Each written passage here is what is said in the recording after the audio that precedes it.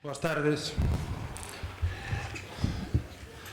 Ben, este tema que tratamos na semana deste ano, a Revolución, foi abordada desde distintas perspectivas teóricas, prácticas, etnobiográficas, e hoxe que rematamos de alguna forma o ciclo, a parte da sesión da mañán, que foi, como sempre, o profesor Fornet Bentancur, co cal a aula Castelao está continuamente agradecido pola súa colaboración, foi ilustradora desde o punto de vista teórico de que hai máis revolucións que as do centro, hai máis liberacións que e máis loitas que as eurocéntricas, sobre todo, desde un pobo como o galego, que fomos testemunha, fomos de alguma maneira contempladores de revolucións a nosa beira, como a que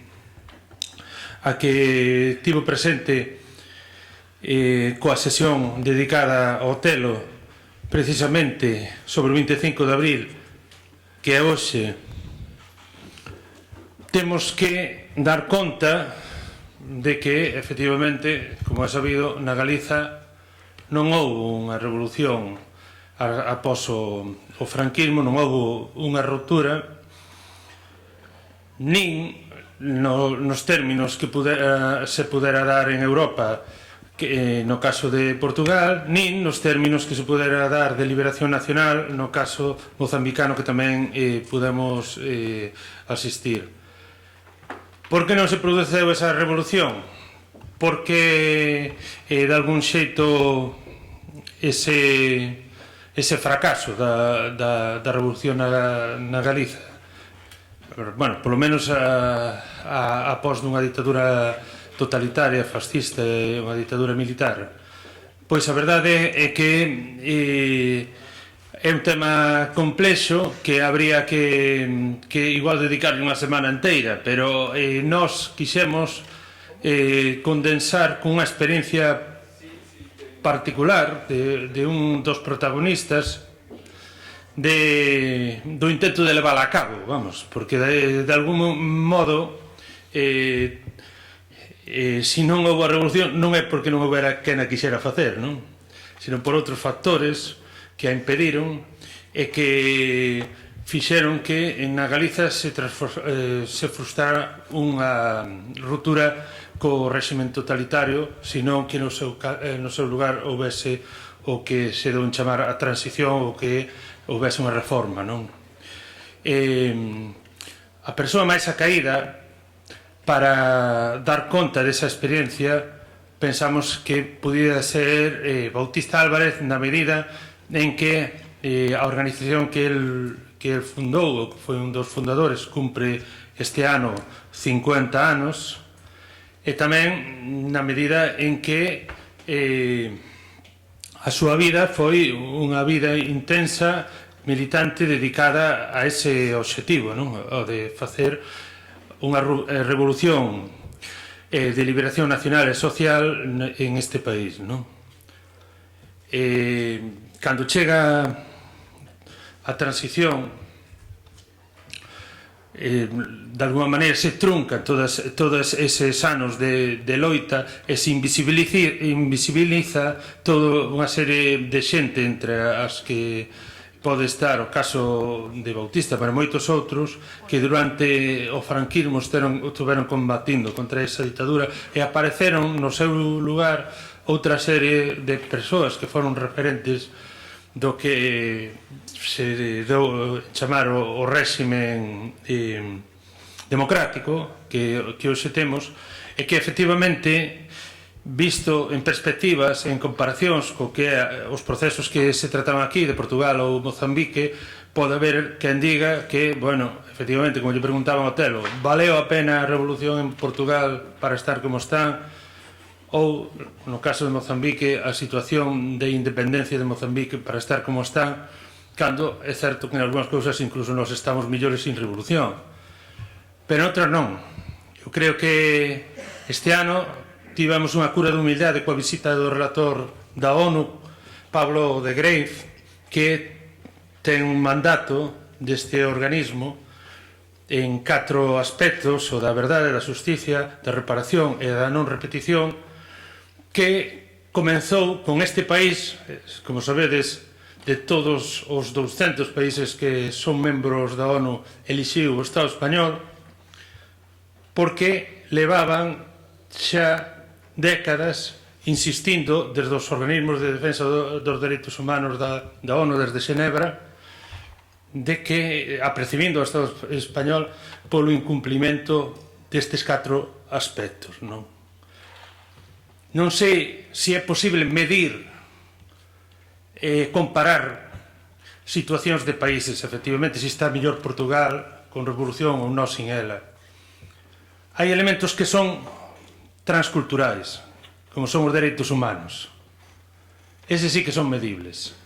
E cando Pablo de Greiff chega ao Estado español e se topa no primeiro mandato, o da verdade, a prohibición a acceder á información sobre a represión, a acceder aos arquivos. Recentemente se comentaba o tema de que ainda hoxe non podemos saber que pasou o 23F porque está prohibido acceder ás cintas e ás conversas que se produciron ese día, non? O sea, a imposibilidade de coñecer a verdade. No aspecto da xusticia, a lei da amnistía do 77, que sabedes que declara impune todos os crimes que dentro da legislación internacional se consideran imprescriptibles, que son os de tortura e os das desaparicións forzosas.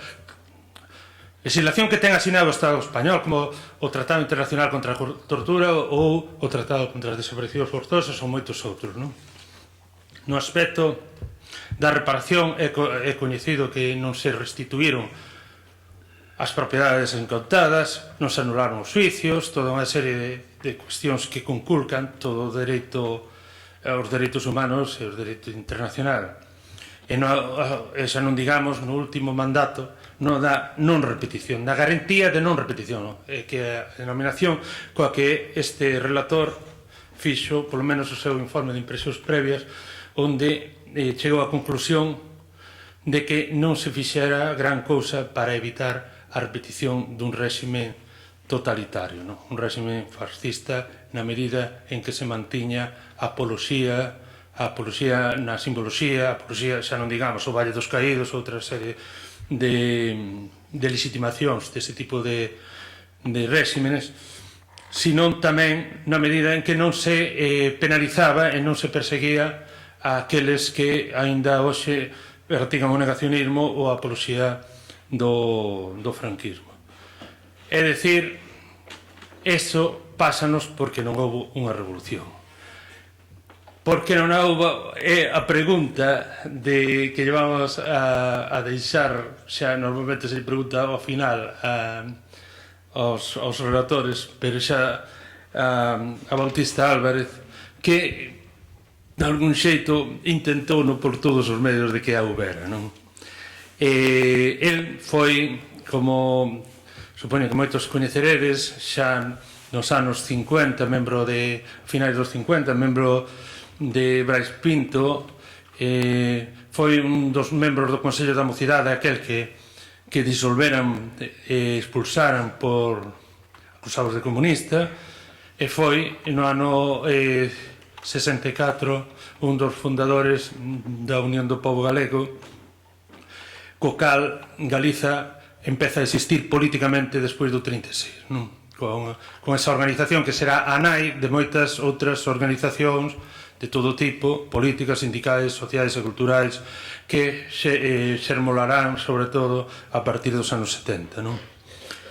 En calquera caso, é unha experiencia de 50 anos de loita, ainda que, bueno, agora xa está retirado de primeira liña, dedícase máis ben a escrita, ben de sacar un libro de relatos, vai sacar próximamente unha novela, e tamén veñense de publicar o primeiro e o segundo tomo das súas obras completas, o segundo tomo vai se presentar ainda este sábado, pero bueno, ten moito que contar porque tuvo moito vivido, non? E nese sentido consideramos desde a Aula Castelao que o seu testimonio é fundamental para entender por que estamos como estamos. Sin máis, deixo-vos con Bautista Álvarez. Moitas grazas.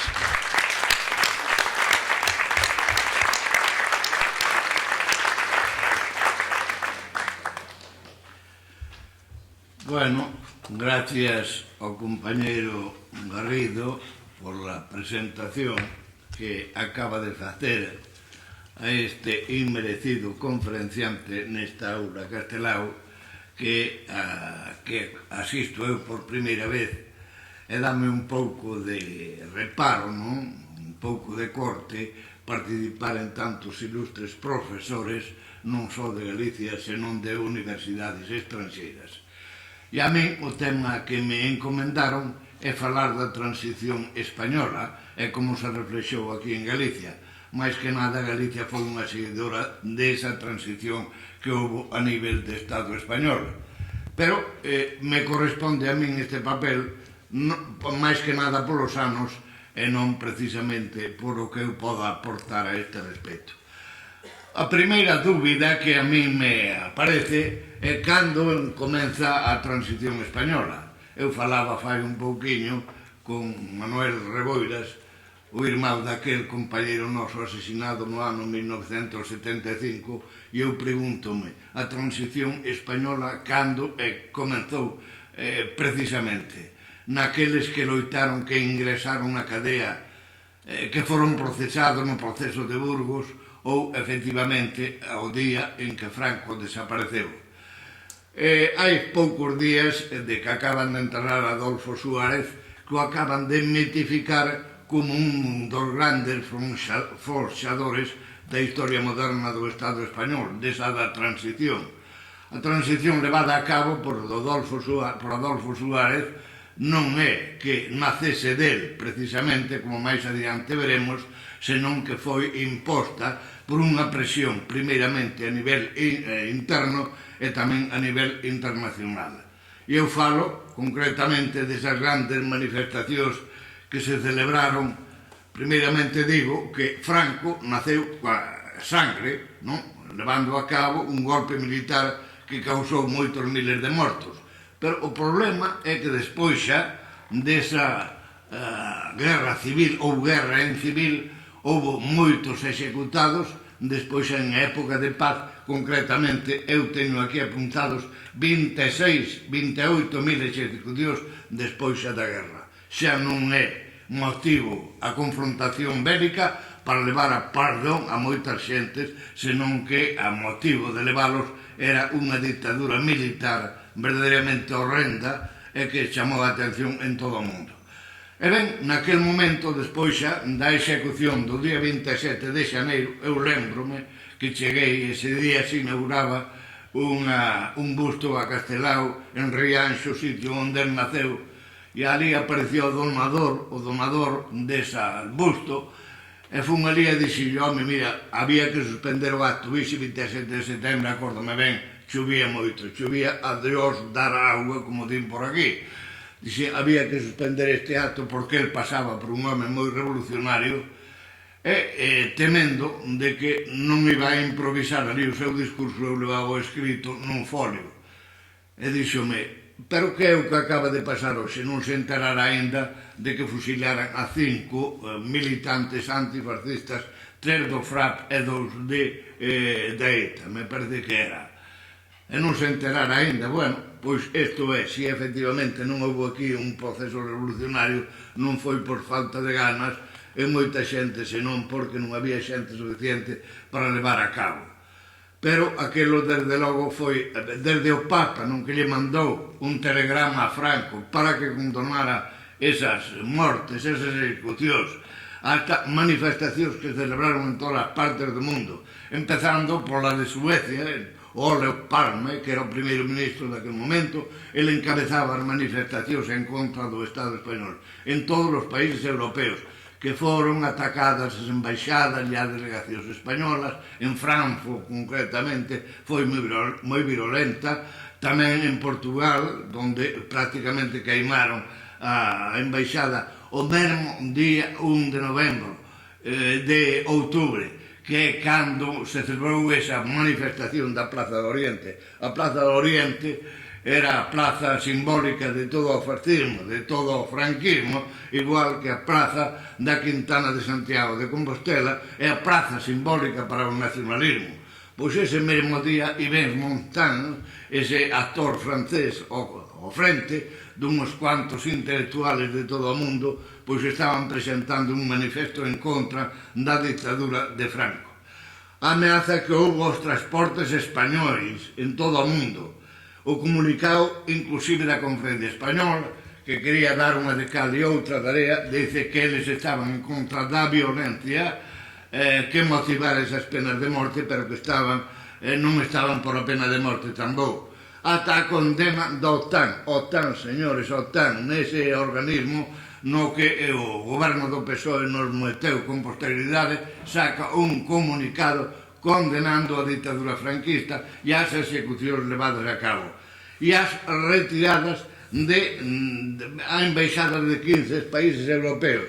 Eu vou ver se lembro algunhas delas, é dicir, para que vexamos que non eran procedentes dos países soviéticos, aínda que a Alemanha retirou as súas embaixadas tanto a República Democrática Alemana, que era considerada como comunista, como a República Federal Alemana, Suecia, Noruega, Francia, Inglaterra, Bélxica, Holanda, Grecia, Portugal, países estranxeiros. En país americano, concretamente, pois Echevarría, que era presidente de México nese momento, non só, é dicir, non é que retirase a súa embaixada, non sei se a tiña nese momento, senón que expulsou o embaixador español de México. E ademais pediulle a ONU a expulsión da ONU de España.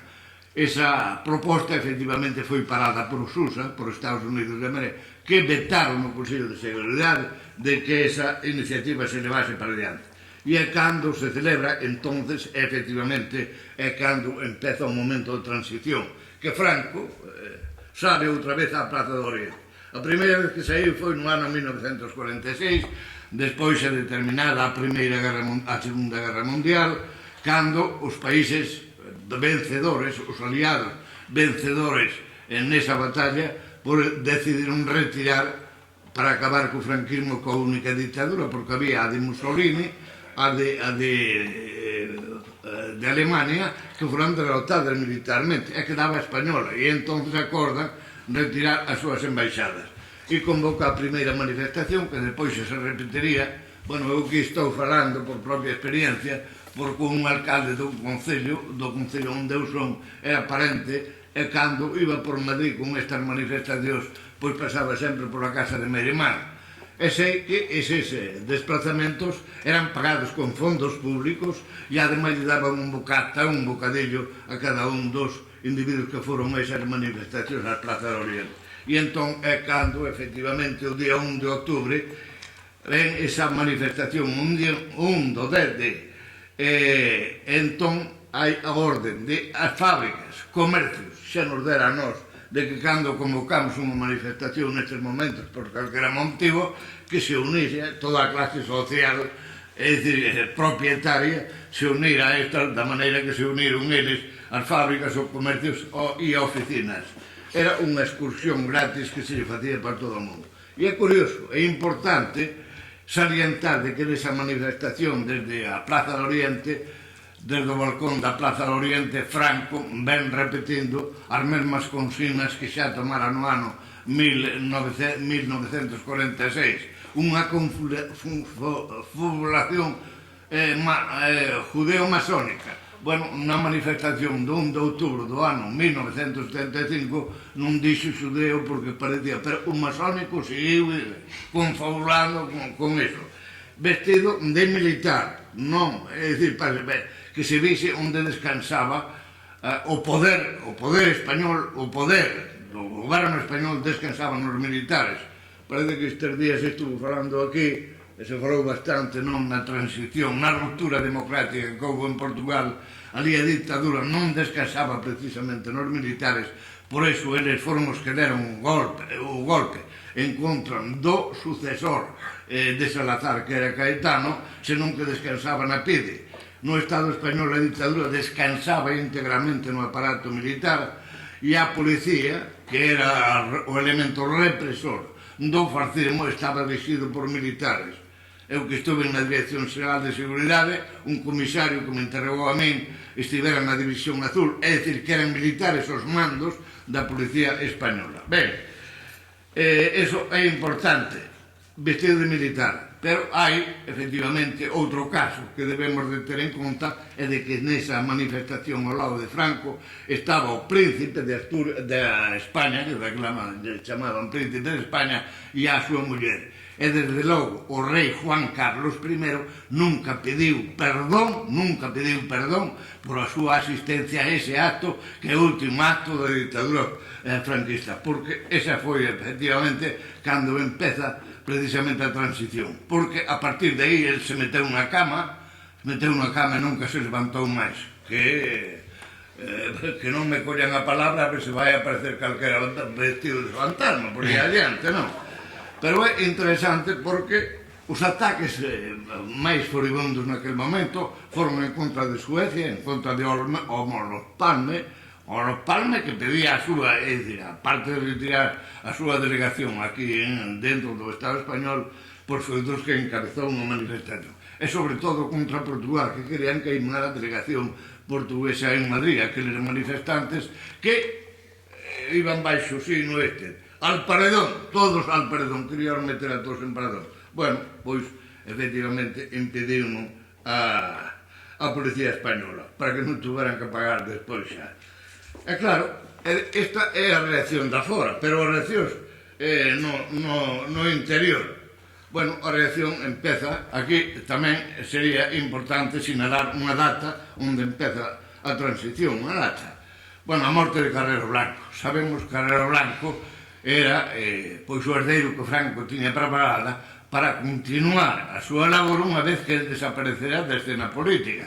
Pero xa, efectivamente, pois hai eliminación. Hai quen di, estas son especulacións, de que para ir a traballar os turnos que estaban facendo para meter a carga a ese primeiro ministro, ali non me acordo na rúa, non me acordo como se chama agora, hai que coller un autobús ali que estaba frente á embaixada americana. E a embaixada americana pois ten os seus vídeos, non? Que recollían imaxes de toda a xente que aparecía por afora. E había unha que resultaba bastante sospeitosa, e tan sospeitosa que se di de que se a embaixada norteamericana tiña conocimiento dun atentado que estaba levando a cabo, pero en todo caso eles non querían de que efectivamente a dictadura de Franco tiñan que acabar con ela, porque se non acababan con ela lles iba a estar mal.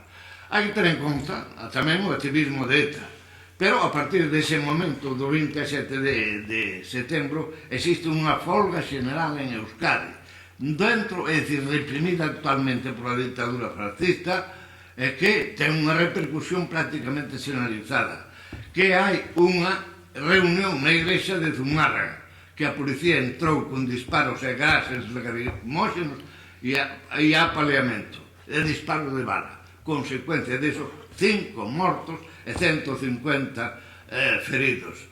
Ben, igual que nos sucesos de Montejurra, teñamos en contra que naquele momento Fraga, ese señor chamado Manuel Fraga Iribarne, era ministro do Interior, pero curiosamente parece que se topaba en Alemania nese momento e deixoulle a responsabilidade a Adolfo Suárez, topábase ali porque iba pregonando a gran reforma que se iba a facer dentro do Estado español. E claro, pois resulta que lle deixaron aquí os mortos de bala e os 150 feridos, igual que os sucesos de Vitoria do 3 de marzo do ano 1976, que a policía entrou na igrexa, o párroco da igrexa lle dixo concretamente que en base aos acordos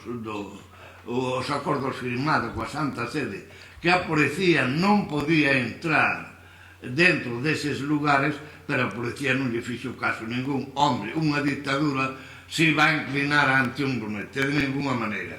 Entraron con gases, metralletas, e tamén 5 mortos e 3 que morreron a continuación, non nese acto, senón a folga xeral do 5 de xaneiro do ano 76, que prácticamente paralizou a Renfe e a Correos que quedaron, é que se desmontou 3 días despois, xa non? E sobre todo manifestacións que houve pola amnistía en Euskadi, Madrid e Cataluña.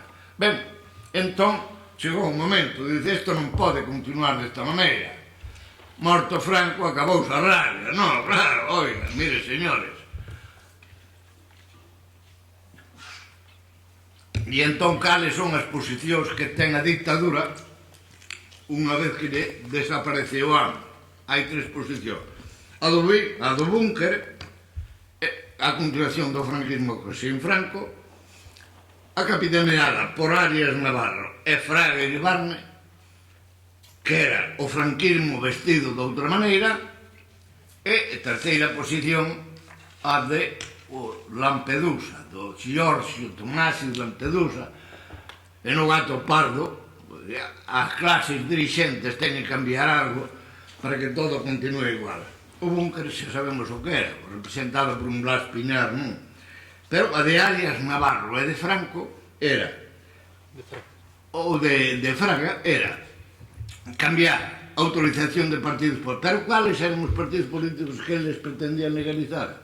Os que formaban parte do franquismo. Non aparecen especificados, pero serían monárquicos, a falanxe, os tecnócratas do Opus Dei. Eran esas as familias que construían o franquismo naquele momento. Pero dai non podía pasar. E a terceira posición era a de Adolfo Suárez e do Rei. Isto hai actas, non, que recollen estas impresións, que era a de cambiar algo para que todo continue igual. É unha oposición que decía, acórdome, daquel momento decíase, que non sei quen lle dixo Adolfo Suárez, é que a oposición traga todo, como veremos, no PSOE, o Partido Comunista, tragaron todo, que lle botaron por diante. E claro, dixo, contestoulle Adolfo Suárez, sí, pero mellor chega un momento que non trague con nada, que sea o peor, a cousa de Lampedusa. Claro, chega un momento que non trague con nada. E cal era a oposición, o proxecto de Rei Adolfo Suárez, era legalización dos partidos, legalización, iba para máis adiante, pero fixado por ben unha cousa, excluídos partidos comunistas, republicanos e partidos nacionalistas. Aquí entramos nós, os nacionalistas, nós, os vascos e os cataláns, e claro, efectivamente, era un pouco máis avanzada que a teoría pero este proxecto fracasou, totado, por as movilizacións que levaron a cabo. Eu xa digo, teño aquí anotado, o dictador morreu na cama, pero a dictadura morreu na rúa. E claro, o Suárez non foi el o artífice da transición, senón que tuvo que plegar a unha serie de demandas, primeiramente en todo o mundo e en segundo lugar nas rúas do Estado español. Foi na rúa, efectivamente, onde tuvo que claudicar. Está tamén demostrado de que os conductores da transición eran as élites herdeiras do franquismo. Vamos a ver.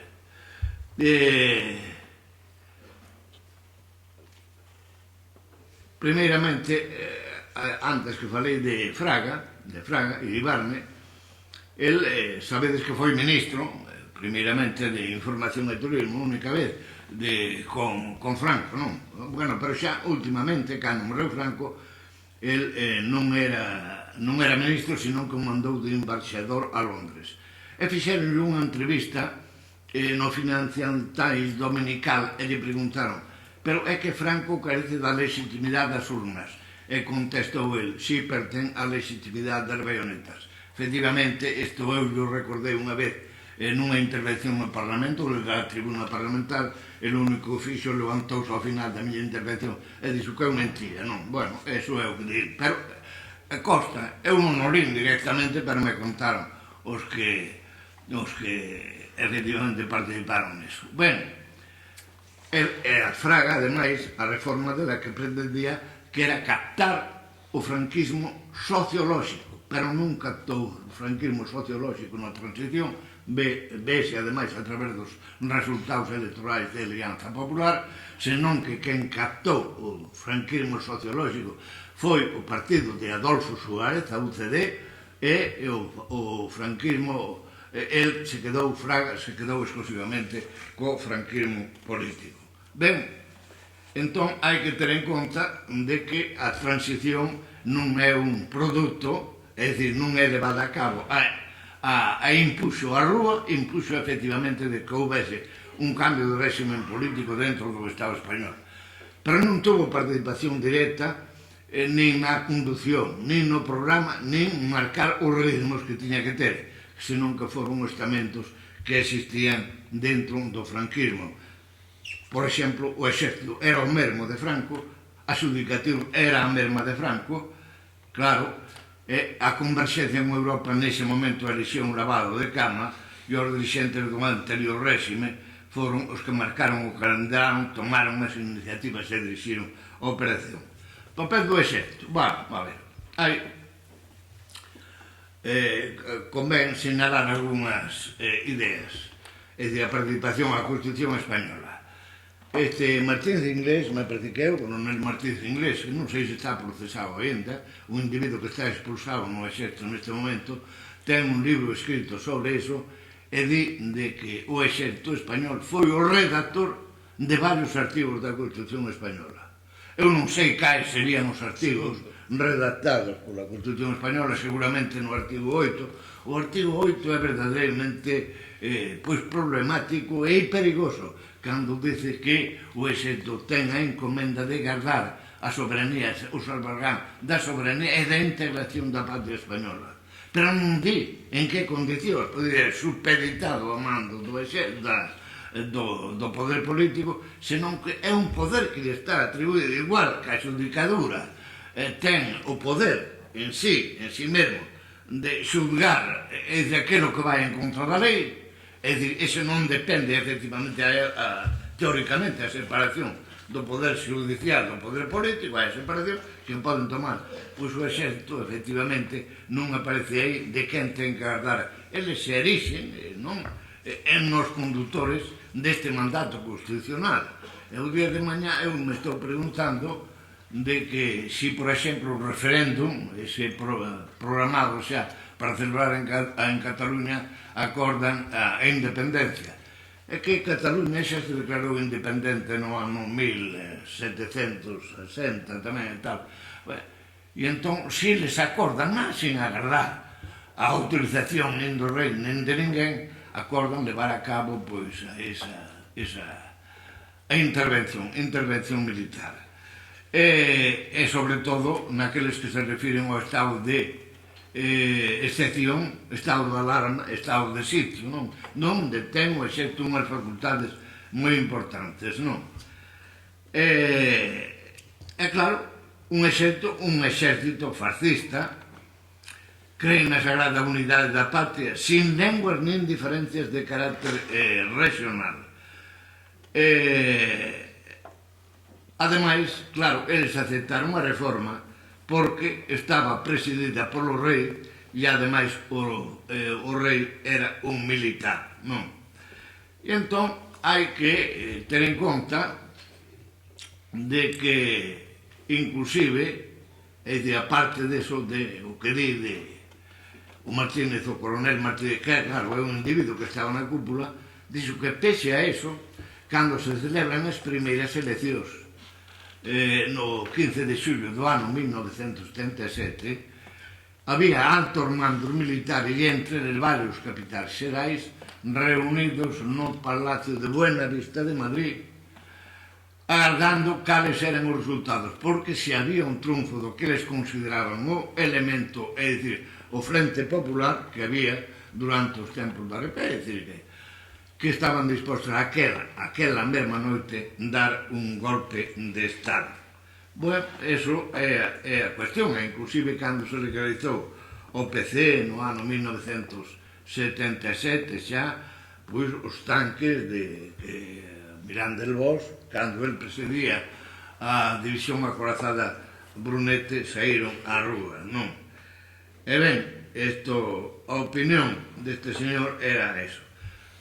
Hai tamén outra, eu li unha ponencia de Félix Redondo Mera, me parece que se chama, non sobre unha comunicación que fixo xa as jornadas do Exército de Barcelona, donde di que o constitucionalismo español, e non se refire exclusivamente ao constitucionalismo do ano 1978, senón o anterior incluso, que apestaba a cuartel.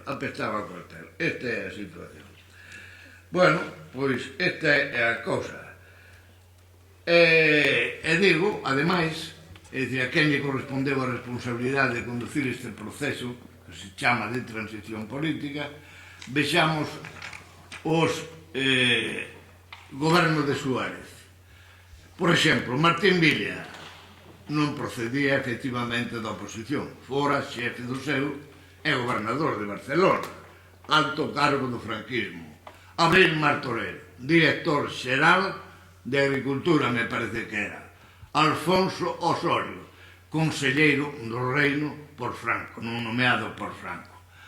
E ben, sigamos con outros. Eu, por exemplo, Adolfo Antonio Elías Martinena, Santiago Ydía de Mendívil, que participara na guerra do ano 1936, Marcelino Oreja, Landelino Lavilla, e deixo os militares. Pero o único que cabe é citar aquí concretamente o militar Gabriel Pita da Veiga, que era ministro de Marina, pero xa fora ministro da Marina no último goberno de Franco. E curiosamente este señor é dos que aprobaron tamén, porque foi aprobado por unanimidade, o decreto, un decreto, non?, de antiterrorista que lle confería toda a facultade para xulgar delitos de antiterrorismo aos militares. Os militares que xulgaron a Baena e todos eses individuos que fusilaron o día 27 de novembro. E ademais, estes señores tamén estaban no Consello de Ministros, que foi aprobado por unanimidade, o que aprobou por unanimidade tamén o día 26 de setembro do ano 1975 a execución. Foi aprobado por unanimidade que pasou ao Consello de Ministros. Por lo tanto, este señor que se chama Gabriel Pita da Veiga, que parece que ten unha ascendencia galega, pois resulta que eran os conductores de la transición democrática que apareció en España. Señores, falemos en serio e non lle concedamos pois medallas a quen non merece siquera un cartón nin unha estampiña da caridade. Non, claro, esta é a realidade. Da reforma política. A reforma política é dicir, a teoría xa dixen antes de que a teoría de Adolfo Suárez e do Rei se diferenciaba un pouco daquela defendida por Arias Navarro e por Fraga Iribarne. É dicir, legalización dentro do PP. A deles era, efectivamente, legalizar a todos, menos o Partido Comunista, Partidos Republicanos.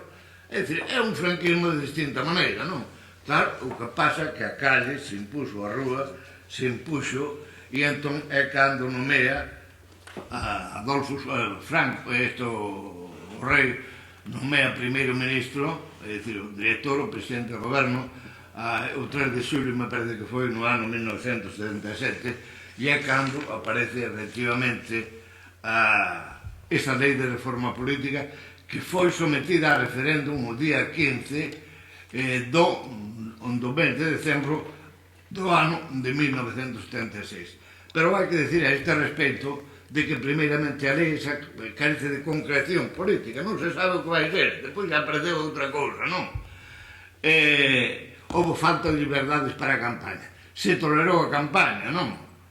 Home, eu podo falar da miña experiencia, que daquela, ao pegar, non? Como a Bloque Nacional, bueno, daquela había a Asamblea, a NPG, pois fixemos propaganda pola abstención. Todos os partidos da oposición, empezando polo PSOE, o Partido Comunista, pedían a abstención, non participar no referéndum ese. E quen defendía a participación no referéndum e o voto sí eran aquelas forzas políticas que procedían xa legitimadas polo franquismo. Pois eu me acordo que fomos buscar os nosos panfletos, antes traballábamos a través da multicopista, pero xa nos permitimos un luxo de imprimilos nun taller que había en Camiña, en Portugal, e fomos buscar eses panfletos ali, e mira por onde tuven que metelos onde levaba a roda de reposto do coche, tuven a sacar antes e ali metín todos eses panfletos. Menos mal que non me pichou a roda no camiño, que quedo sin panfletos e sin coche, non? Pero así foi. E curiosamente, eu me acordo, cando se produciu o referéndum ese, quen era moi activista era o MC, e a calle da Rúa do Príncipe en Vigo colocaron inclusive un cartel pedindo a abstención, un cartel deses luminosos, non? Colocaron ali no medio. E outro día, o día da votación, eu tomando café nun café da Gran Vía, dali de Vigo, me topei con policía e les coñecían a min porque xa me tueran, é dicir, por cuestión do oficio, non? Me tueran varias veces, e dixo, hai que ver a propaganda dese fillo pola abstención, que dixo, pero todos van votar igual. Dixo, agora non teredes moito traballo. Dixo, non coido que haxa problema ningún, non? E ben, e o problema é que se o mete a referéndum. Bueno, eu sobre isto do referéndum xa teño escrito algo, que está por aí recollido, que hai moitos que mitifican esa forma de consulta popular, non? Pero hai que ter en conta unha cousa, non? Eu tomei estas impresións, me parece que foi de Lourís, o que escribiu un ensaio sobre o pensamento político de Vicente Risco, que tamén era moi partidario de apelar continuamente ao referéndum, non? E ele dicía que é un arma daquele que ten o poder político autoritario, do Estado autoritario. E vexámoslo, efectivamente eu comprobei. É dicir, Franco, a única vez que abriu as urnas a consulta popular foi a través do referéndum. Primeiramente no ano 1947, que é cando establece que a sucesión, que é unha monarquía, non dice como será e tal, despois xa a lei orgánica do Estado do ano 1966, me parece que son os referéndums que eu acordo neste momento. E sabemos de que Mussolini en Italia tamén someteu varias decisións a referéndum popular. E non digamos xa o de Hitler en Alemanha. Isto do referéndum hai que ter moito cuidado con el. Non quere dicir que eu rexeite, pero non é suficiente para legitimar a democracia dunha consulta. E ben, pois daquela estaban todos os partidos sin legalizar, non? Eu non falo xa dos que eu podía pertenecer, senón incluso daqueles que levaran a oposición ao franquismo, como era o Partido Comunista ao PSOE. Non, o PSOE é un partido, aquí en Galicia concretamente, que se monta unha vez que hai a transición política, despois é legalizado a través de xestoras, destas xestoras que se dedican a levar, pois, claro, como estes, os procuradores dos tribunais, etc. Todo isto, iban ofrecendo postos aos primeiros que aparecían, os que se abrían. Home, concretamente en Pontevedra, apareceu que foi o primeiro alcalde da transición democrática, o Soto ese. O Soto a min me preguntou un individuo que era un abogado laborista, eu non cito agora o seu nome, nunha manifestación que houbera por amnistía ali na Praza da República en Vigo, dixo, este señor quen é? Dixo, ven representando o PSOE renovador, o renovado. E dixo, bueno, xe te contarei, e contoume efectivamente despois, xa como era abogado laboralista, que foi defender unha cousa ali en Telanoso, me parece que era no Porriño, e dixo, isto cumpría meter aquí aos sindicatos, non?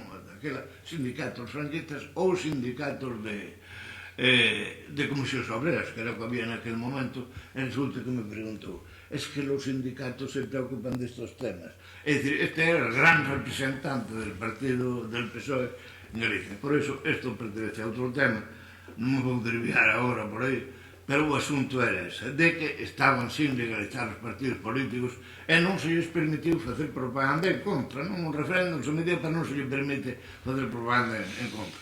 como naquela franquista, naquele referéndum franquista do ano 1966, que aí sí, houve unha participación, pero dos franquistas nada máis. Me acordo daquela intervención de Fraga na televisión española dicindo porque los que voten no o los que se abstengan son los quinquis de la política, así, desta maneira. Agora, ninguén podía facer propaganda contra isto. Pois tampouco, pero sí, tuveron unha pequena apertura. É dicir, eles falaron as televisión, os medios de comunicación, con persoas ligadas a determinados movimentos, non perigosos, non, pero que pudesen darlle un certo cariz de legitimación. Eu acordome de que un dos que interviu na televisión neses desenganches que facía a televisión española en Galicia, porque era a única televisión que existía, pero ás 2 da tarde facía o desenganche para falar exclusivamente. E entón farou, un deles foi Illa Couto. Señores, un individuo vinculado con certas esferas do nacionalismo galego, o galeguismo, e Paco de Riego. Todos eles desapareceron neste momento, pero eu outro día, pois resulta que me vou por a Fundación Penzol e falei con Paco de Riego, ele sabía por onde andaba eu, e dixo, xa te vi na televisión, así, sinceramente, sin facer ninguna valoración sobre a súa participación neste medio de comunicación. É claro, pero debemos tomar xa pola tremenda que dixo, apelou aos testículos, apelou efectivamente aos xenitais para dicir que los tiña mellor que calquera que estaba disposto a poneros encima da mesa e tal. Bueno, é unha digresión, se queredes, para decir como se pudo someter a referéndum esta lei sin a legalización dos partidos políticos. E a legalización cando se produce? Efectivamente, no mes de marzo do ano 77. A de PSOE, aí lle fixeron unha trampa, non? Lle fixeron unha trampa. Bueno, primeiramente, o mellor toca falar despois do segundo eto, o Partido Comunista é legalizado no mes de abril do ano 1977, xa cando, efectivamente, poucos días antes das eleccións. Cando se creou a Comisión Constitucional que analizou precisamente a Constitución Española, que se someteu a referéndum no ano 1978, pois partidos de esquerda estaban sin legalizar os casos de OPG e NPG, que é o que nos corresponde a nós. Bueno, sobre este caso, eu se lle comentaba antes a Garrido, xa era director, despois se foi ministro, era director xeral de Interior, do Ministerio do Interior, o Sancho Rojo, que me parece que foi diputado por Pontevedra durante 2 veces, e depois xa foi o ministro do Interior. E nos chama, efectivamente, marchamos a Madrid a Elvira Souto, e máis eu, pero houbera unha manifestación en Santander uns días antes, ya apalearan un diputado do PSOE, e entonces se convoca unha sesión extraordinaria para analizar ese problema nas Cortes. E claro, como ele era diputado ademais tiña ascendencia, Sancho Rojo Codina, era que me parece que tío dele, tío, non sei, bueno, el tiña vinculacións aquí en Madrid. Depois tuvo que marchar e nós, depois de fazer o viaxe a Madrid, tuvemos que ir para acá. Bueno, pero depois xa me chama a mí outra vez, paremos aí a ver, legalizar. E acórdome sempre da postura dele, metida así a man dereita por debaixo do pantalón, que non sei se estaba rasgando o escándalo, unha cousa por aí por baixo, e dixe, mire, a mí me dá igual, usted llega e convoca unha roda de prensa diciendo que está por la soberanía e por la autodeterminación, e a mí me tiene que cuidar, pero yo non me cojo los dedos. E, por lo tanto, non. É dicir, aquí, eu lle mandei o da UPG a súa ideoloxía, mas isto podía pasar. O que non estaba disposto a tolerar que loita pola soberanía e a autodeterminación de Galicia. Nin na APG, nin da UPG. Nin na NPG, nin de la UPG. Por eso, a mí, agora, cando veñen sobre todo estes tertulianos, que falan de todo, non entenden de nada, son todos en la escoria de la extrema derecha, que está reunida primeiramente en Intereconomía, agora nunha misión que se chama 13, non sei que coño é isto, porque dice, non se pode defender todo sin armas. Mentira, porque nós non lle mandamos ao Ministerio do Interior ninguna metralleta, ningún cañón, oiga, por favor, sinceramente de que nós loitamos por a soberanía de Galicia. Bueno, nós quedamos os últimos, se lle suprimiu eso e efectivamente, pois xa automáticamente se realizou. Eso, por unha parte, é dicir, da lei da reforma política, no contexto político é necesario analizarlo de como se produce sin legalizar os partidos políticos. Pero, ademais, sin amnistía. Houve dúas leis de amnistía. Houve a primeira que do 30 de xullo do ano 76, do 30 de xullo do ano 76, que únicamente atendía delitos de opinión, claro, a todos aqueles que estiveran relacionados con algo de todo eso non podía ser, non. Pero que non foi algo que non foi aceptado pola oposición. Que a primeira lei de amnistía xeral que se produciu foi no ano, o 15 de outubro do ano 77, despois das eleccións xerais que foran o día de 15 de xullo. Polo tanto, señores, eso de que se nos veña entronizando Adolfo Suárez, podémoslo entronizar nos altares, hombre, poñemos unha coroa, podémoslo, pois mira, facer abogado de incendios, non, que agora hai tantos aquí en Galicia, pero como el dueño, como el gran, non señor, el tuvo que claudicar despois xa. E entón, a alternativa que existía naquele momento eran dúas, non? Eran a ruptura frente á reforma. Quen defendía a ruptura? Partidos da oposición antifranquista. Pero, ben, eran todos, non? Eran, pero depois quedamos uns cuantos. Carrillo, o 12, eu teña apuntada aquí, 12, a 10 do 12 de 76 da reforma, pois se declarou partidario da reforma. Nese momento, aínda non se celebraran as primeiras eleccións. Por eso, Martín Villa, nalgún escrito que ten por aí, di de que a reforma, é dicir, a transición democrática en España foi conducida por dous elementos. Os máis xoves do franquismo, procedente do franquismo, e os máis vellos da oposición. O único vello que había da oposición era Santiago Carrillo, porque, é dicir, como se chamaba, Felipe González acababa de sair de deixar Viverón, universidade, non? Claro, prácticamente. Bueno, e iso é a realidade. A intelectuales, incluso eu ademais tiña boa amistade con Alfonso Sastre, porque ele estaba moi vinculado á esquerda del Sale, non? Estuve varias veces con ele, incluso coa súa muller. Tive en participación con ele, pero dixo que non, o povo non estaba preparado nese momento e entonces había que abandonar efectivamente a alternativa da ruptura política e chegar á reforma. Eu teño dito, ademais, en algunha ocasión, cando nós nos negamos, os primeiros diputados nacionalistas no Parlamento de Galicia, que nos negamos ao xuramento da Constitución Española, o Estatuto de Autonomía, era unha alternativa aínda rupturista, pero nos demos de conta de que a actitude, é dicir, a alternativa rupturista, nese momento estaba prácticamente fracasada e que nos quedáramos nós solos, por iso acordamos que a continuación había que modificar esa postura. Ben, cal foi o papel do PSOE? O papel do PSOE descarta a ruptura no Congreso do 76. Eu acórdome, me parece que foi no mes de decembro, debeu de ser, polo menos a últimos do ano 1976, eu viña de Barcelona nun coche con Manuel María e a Salita, me parece que era, e estaban retransmitindo prácticamente, claro, estábamos perdidos sin legalizar, pero eles retransmitían o congreso destes señores. Ben, porque o Partido Socialista, vamos a ver se nos aclaramos e distinguimos tres conceptos que é necesario ter presentes para non andar falando del partido de izquierdas. Izquierdas por qué, señores? Miren, Marta Hanecker o di moi claramente, hai que ter en conta. E de a esquerda, precisamente, empezan aqueles que teñen unha posición clara a respecto do sistema económico neste mundo. Non hai outra esquerda, nada máis que aqueles que cuestionan, esa esquerda, a que cuestiona o sistema económico, e a dereita empezan os que son partidarios de continuar co mesmo sistema económico.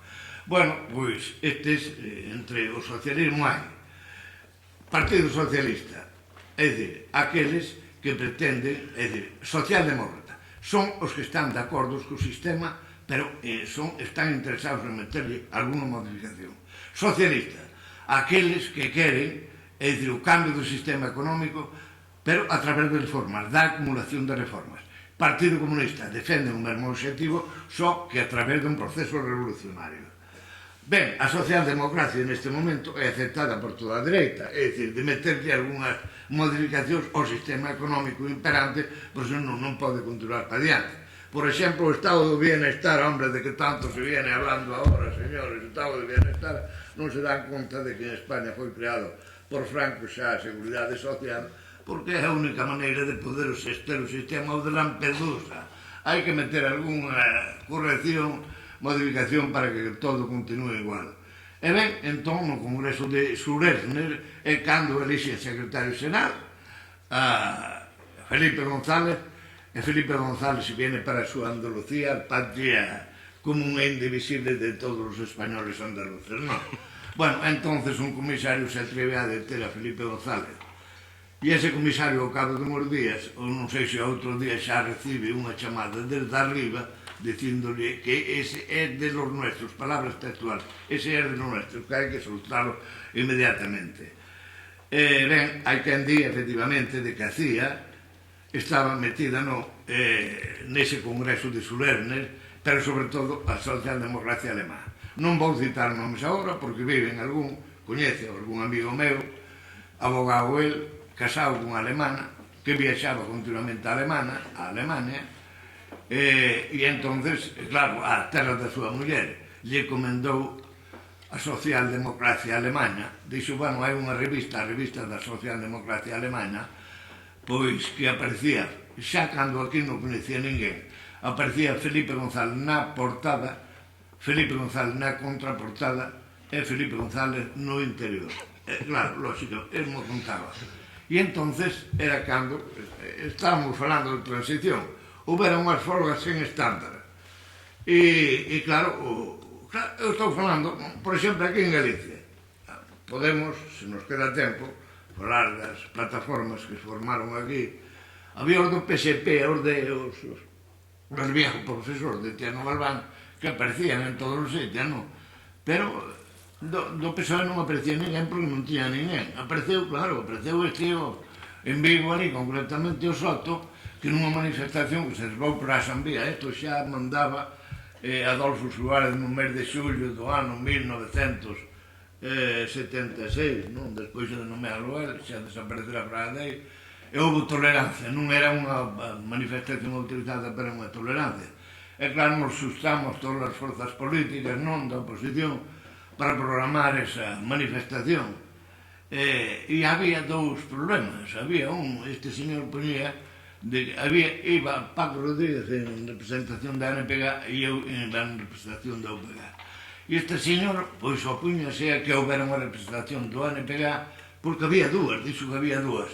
Había dúas porque xa houbera a excepción aquela, non sei se andará alguén por aquí, da EPG, curiosamente, é dicir, os que se foron daqui non é por sermos de esquerdas, senón porque non eran nacionalistas. O primeiro que fan é suprimir a N de nacionalista, de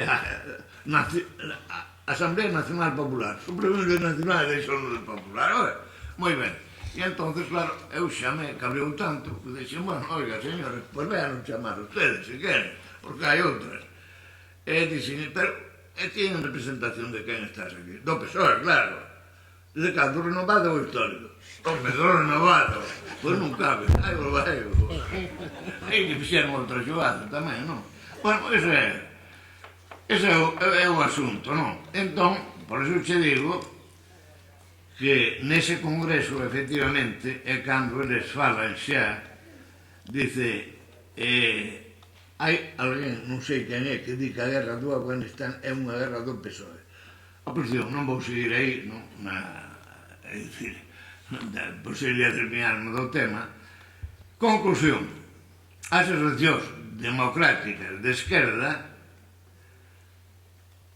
enganaron a súa base social. Ese é o comentario que existe entre os politólogos, que foi unha palabra que se puxo de moda agora, e, bueno, cada día aparece cousas novas, é unha palabra que sona bastante mal, pero chamanlles politólogos, non sei se entenden algo de política ou non. E ben, entón é cando chegamos ás plataformas. Plataformas que existen. La plataforma democrática liderada por o PSOE a nivel de Estado español e se funde no ano 1976 e existe a Xunta Democrática que estaba liderada por o PD e entón cando forman eso da Plata Junta. Bueno, existía en Cataluña, lóxicamente, aquelo Libertad, Amnistía e Estatuto de Autonomía, Asamblea de Cataluña, Estado. E en Galicia se integrou unha Plata Junta. Pero vamos a ver, que é o que existía aquí en Galicia? Existía a Táboa Democrática, que estaba rixida por, prácticamente, era unha iniciativa do PCG, pero que prácticamente se integrou xa, inmediatamente, integrouse na plataforma. E por outro lado, que eles pretendían, ademais unha cousa, un goberno provisorio, en principio, non, pero depois xa aceptaron a reforma, un goberno autonómico provisorio baseado no Estatuto do ano 1936. Ese era o que era. E pois xa por outro lado está o Consello de Forzas Políticas de Galicia, que estaba efectivamente pois liderada prácticamente, porque aquí se puxo na moda iso dos liderazgos, eu non sei, tomaría a iniciativa que era o PEGA, que propuña a ruptura democrática, o proceso constituinte galego e a autodeterminación. E que tiña como elemento, como texto, era as bases constitucionais da nación galega para a participación nun pacto federal.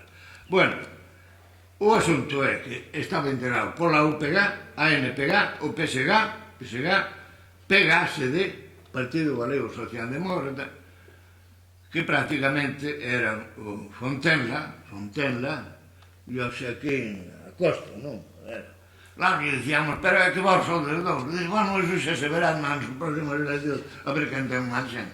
Bueno, nas próximas eleccións non se presentaron porque con dúas personas non podían echar a candidatura, non? E o Partido Carlista, que era este Orrego de Ourense, que era o representante de Carlos Hugo, ese de o rei Carlos Hugo. E mira por onde a mí me deteñen por unha... asistir a unha reunión con este rei Carlos Hugo vindo de Portugal. Claro, eu dixen a policía, ustedes que vienen de ver ao rei. Se cada foi o que me salvou a mí de levar unhas lapazadas, non? Vale. E ben, isto, efectivamente, é o que sei.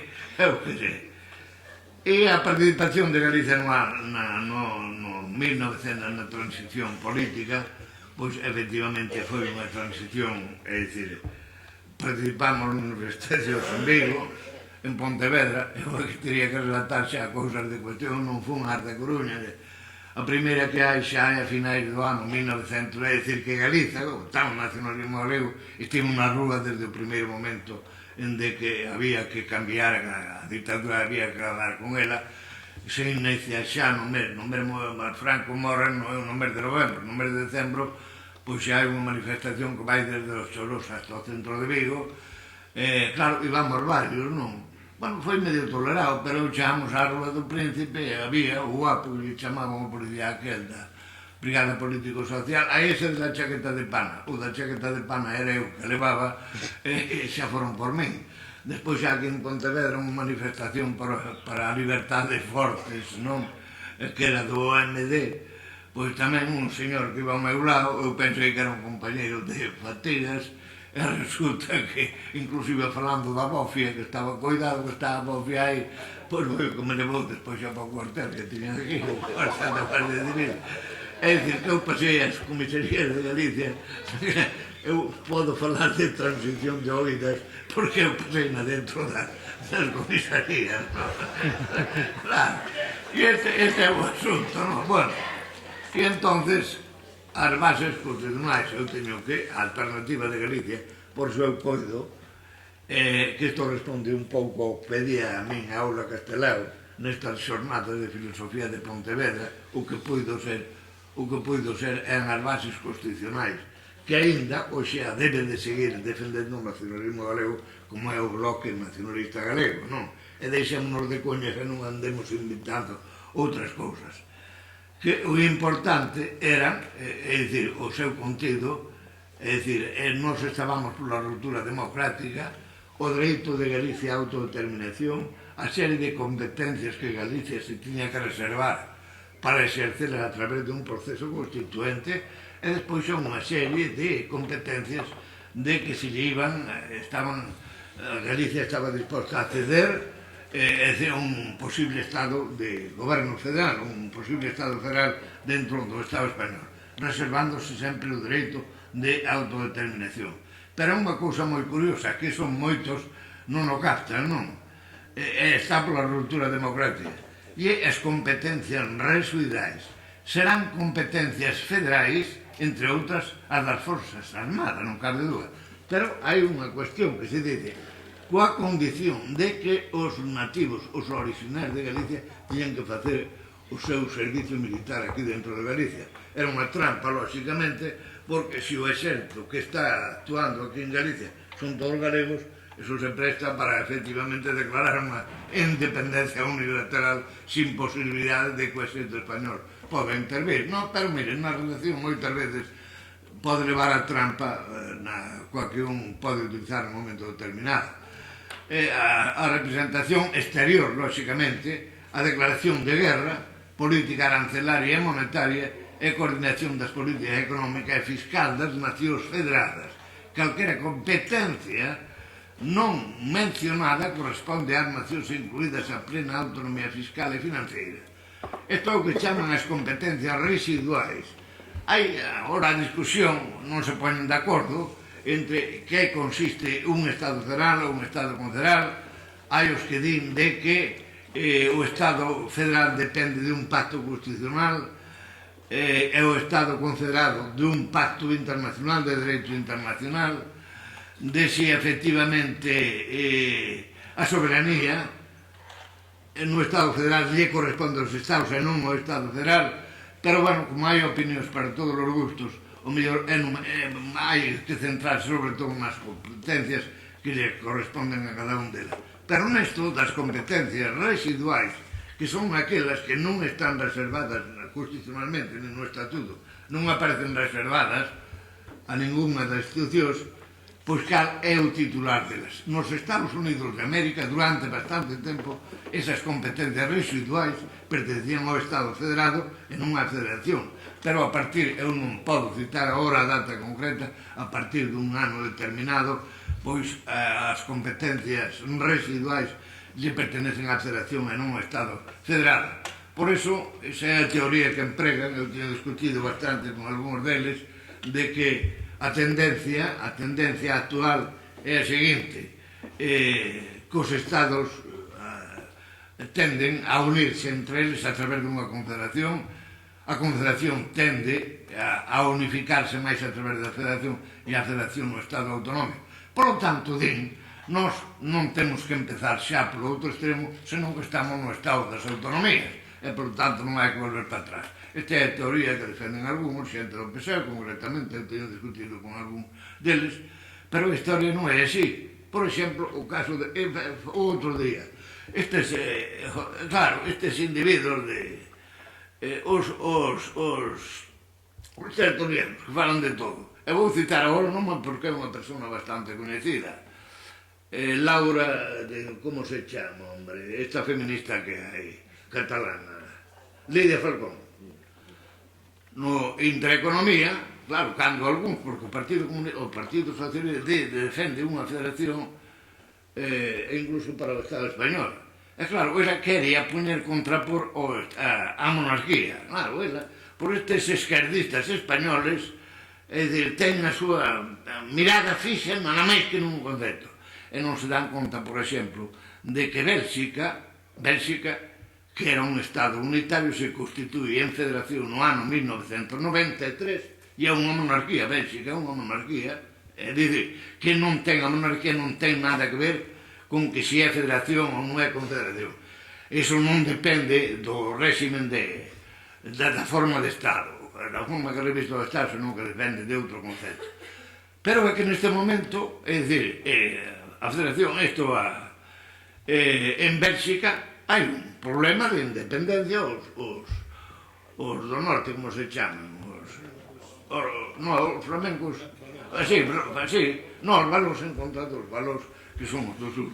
É dicir, que a tendencia non é esa, como, por exemplo, Checoslovaquia, que un día acordaron unirse tranquilamente e sin rifar ni nada, outro día acordaron separarse e non pasou nada, señores. Non pasou nada en absoluto. Bueno, pois este é o coido, as bases constitucionais era a alternativa a Galicia que pudo ser que nós defendemos para a Constitución, pero claro, para a transición española. Pero claro, eso non pudo, efectivamente, non pudo camiñar para allá. Ben, eu coido que en síntesis é o que teño que decir a este respecto. Estou disposto ás vosas preguntas se consideras oportuno fazer alguna, nada máis.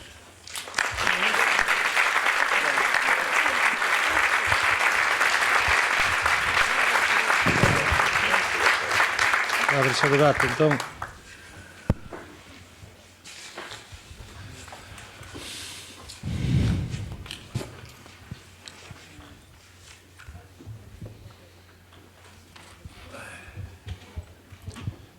Espera, que se traen o micro.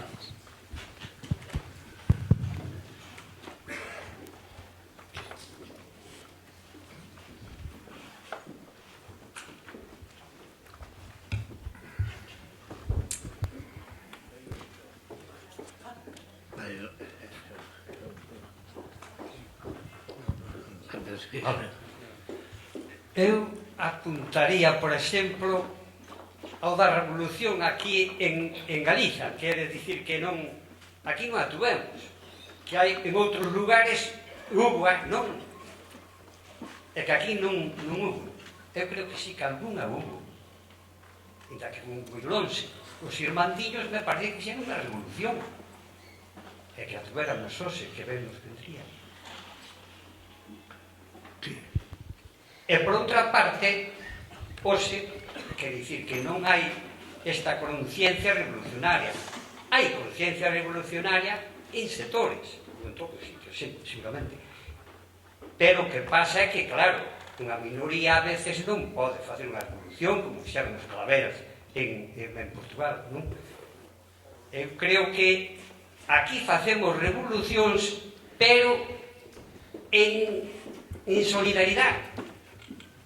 Porque non cabe duda, cando foi, para min, que casi é a Terceira Guerra Mundial, e ainda ahora están a falar dela, por exemplo, que si en Ucrania fan todas estas reglas e tal, que poden facelas, non? Aí está. Pero cando empezaron cos árabes e tal, aí xa temos a Terceira Guerra Mundial, e me parece que está aí. Pois salimos á rúa, aquí e en moitas partes do mundo. Non foi unha revolución galega, pero foi apoiando a revolución mundial sobre esa guerra que mandou desde o Berlusconi hasta Aznar, hasta o Bush, todo ese triunvirato que nos jodeu, o inglés tamén. Pero quero dicir que nós estamos en revolucións continuamente solidarias, porque non temos esta conciencia verdadeiramente nacional, galega, como teñen os cataláns ou vascos, que poden facer. Bueno, e despois, por exemplo, con respecto, porque teño 3 puntos, non? Sobre os referéndums. Sí, os referéndums é difícil facelos cando estamos en minoría, como pasa con estas revolucións, non? Quer dicir que co poder eles poñen un referendo e ganan o levan adiante de calquer maneira, non? Nós non podríamos facer. Pero aí sí que, eu creo que sí que habrá, por exemplo, o do referendo dos cataláns sobre a soberanía, sobre esa participación a decidir que dicen eles, non? Quer dicir que hai referendos que creo que poden ir a misa, como digo outros, se seamos diferentes, non? Pois sí, a estes 2 puntos, porque senón me alargaría. Perdón. Sí, bueno, hai 2 cousas, non? A do referéndum e antes a conciencia nacional. Mire, eu sosteño a teoría esta, non? Porque moitas veces os medios de comunicación dicen, bueno, vamos os nacionalistas defendendo esa postura, pero despois o povo continuamente nas urnas está demostrando de que vai por outro camiño. E efectivamente eu podo aceptar precisamente este principio, pero o que non acepto é a súa interpretación. É dicir, porque nós estamos nun país colonizado. Oiga, señores, os galegos sentimos vergoña de ser galegos. hai unha empresa que se dedica a vivamos como galegos, aí me parece que é o supermercado ese de Gadis, que eu celebro, efectivamente, a iniciativa que tuvo en utilizar ese medio de propaganda, porque o problema que hai en Galicia é que nos sentimos vergoña de ser galegos. Eu estando na mili ali en Madrid, en Getafe, precisamente fun facer as prácticas de tiros onde o día 27 de setembro fusilaron a 3 antifascistas, é dicir, un ollo de Manzanares.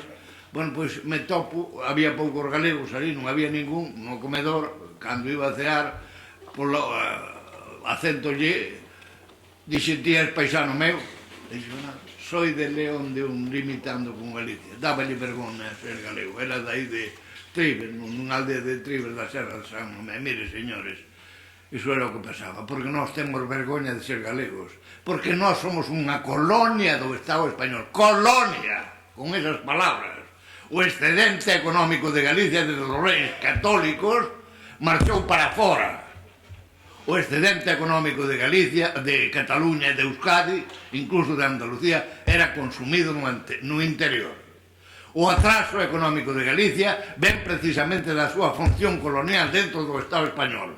Oiga, a nobleza expatriada, non, que marchou despois xa para fora, a plusvalía, o excedente económico se marcha para fora, non era invertido aí. O capitalismo en todos os países do mundo, Inglaterra concretamente, bueno, aparte do excedente económico que había ali, do seu comercio cos países lonxanos, pero da Alemanha, un país capitalista moi desenvolvido, é que aquela, a clase dirixente feudal, que tiña acumulado, tiña capital suficiente para levar adelante un proceso de desenrolo capitalista. En Galicia non pudo ser desa maneira porque o noso excedente se marchou para fora, xa naqueles momentos, cando hai expectación das clases dirixentes daqui do país, pero despois xa non, decía, as transnacionais. Oiga, señores, a pedra do porriño, señores. Mire, en Bruselas, o edificio da Comisión Europea, fabrica en pedra, ali aquelo, dan un panfleto á entrada en varios idiomas, un del español, edificio construído con piedra, con mármol italiano, procedente de un pueblo portugués llamado Porriño. Oiga, onde imos, señores, desta maneira? E entón, lóxicamente, xa hai un complexo de inferioridade, pois o que temos que facer, eu non digo, é dicir, a misión do nacionalismo é crear conciencia dentro da sociedade, decirle por que está explotada, por que prefiren falar no idioma do imperio que decían na Ebrija, os reis católicos, la lengua es compañera del imperio. Así de claro. E aquí nos mandaron virreyes, empezando polo Acuña, os rexedores, todos eran da fora. O sea, fomos colonizados. Mandou aquí, a Acuña había con 300 lanzas. Cando Hernán Cortés me parece que foi conquistou México, me parece que levaba menos de 300 lanzas, señores. É así, claro. Fomos conquistados por o Estado español. Mandaron a Morbo, ese non me acordo como se chamaba. Mandaron aquí, houve a conquista. E isto, efectivamente, cando a xente colla conciencia da labor do nacionalismo, é crear conciencia, porque nós somos un pobo que decía Albert Memmi, o retrato dun colonizado. Oiga, señores, ese é así. Bueno, sobre isto había moito que faltar.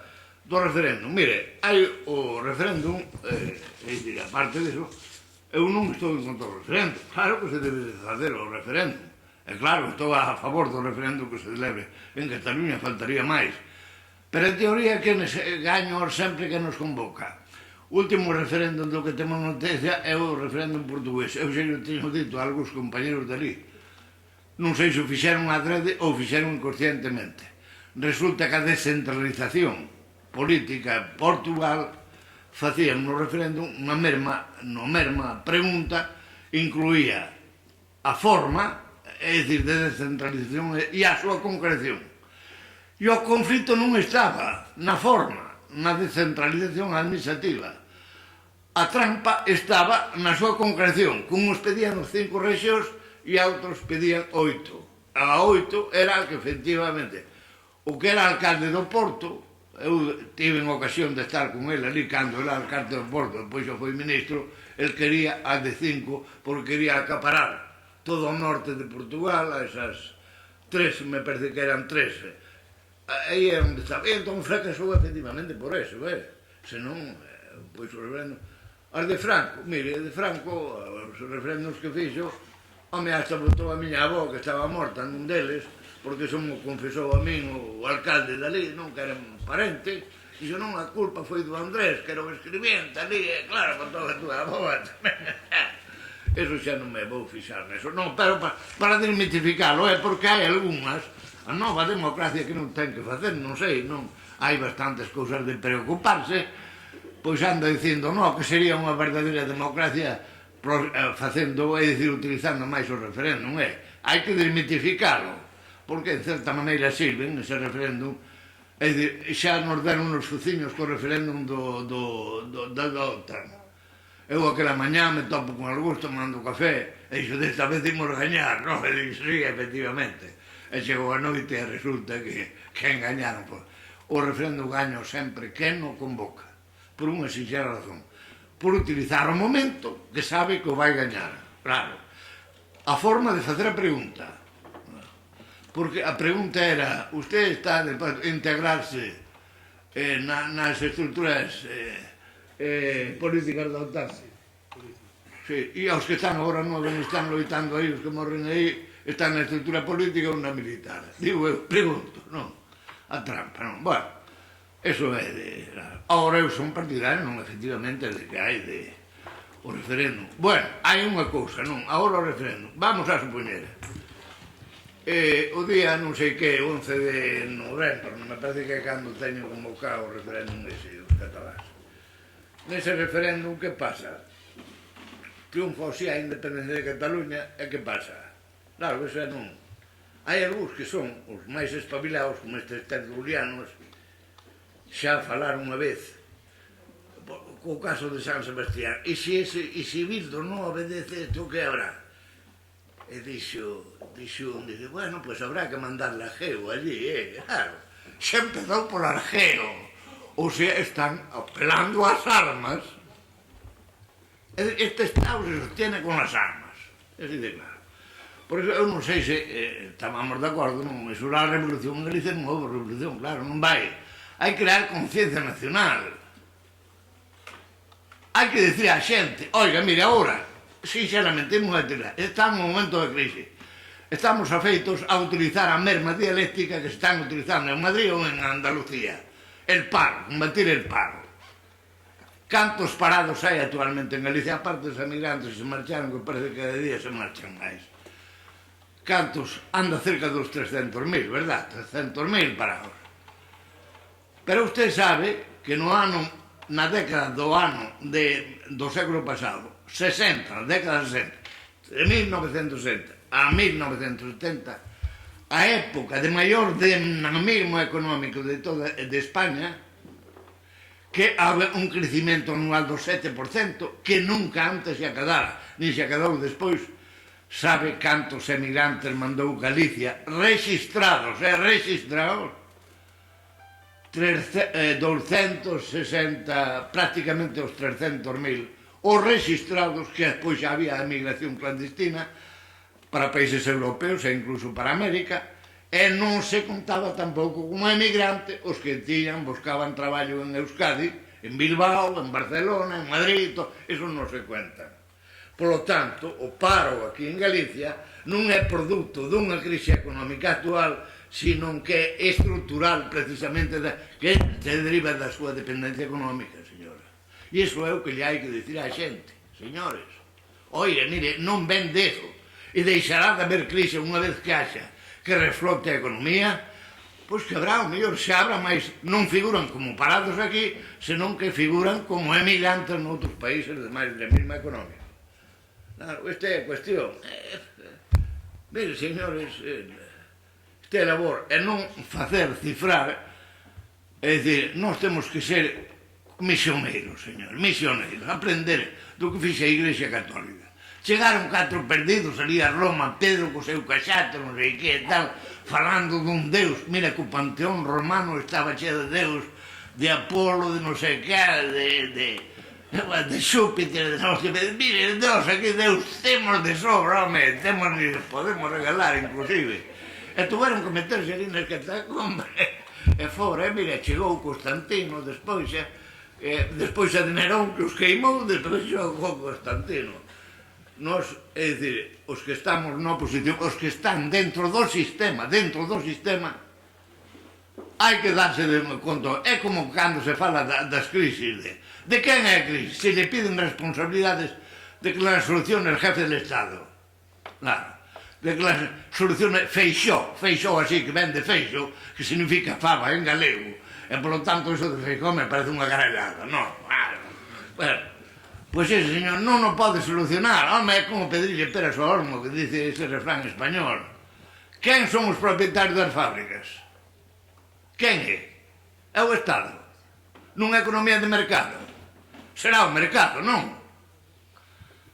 E si, iso é o que hai que dicir claramente. Mira, o sistema económico, hai unha sincronía entre a oferta e a demanda, que se rixe por a lei da oferta e a demanda, a economía de mercado.